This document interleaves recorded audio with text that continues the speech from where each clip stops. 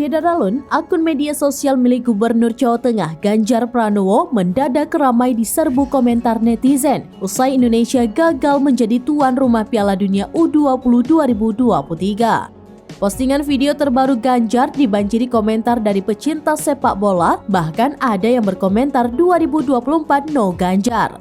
Tidak hanya dari pecinta bola, salah satu pemain Indonesia Hoki Caraka juga meninggalkan komentarnya.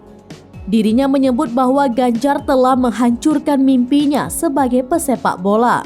Gubernur Jawa Tengah itu kini menjadi bulan-bulanan pecinta sepak bola tanah air sebab sikapnya yang menolak timnas Israel U20 bermain di Piala Dunia U20 2023. Disinyalir karena penolakan itu, FIFA pun mengurungkan niat menjadikan Indonesia tuan rumah turnamen tersebut.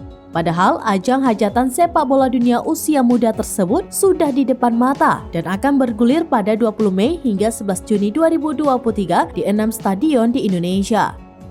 Tidak hanya Ganjar, Gubernur Bali Iwayan Koster juga menolak kedatangan timnas Israel. Dengan penolakan itu, FIFA langsung membatalkan drawing Piala Dunia U20 2023 yang direncanakan digelar di Pulau Bali.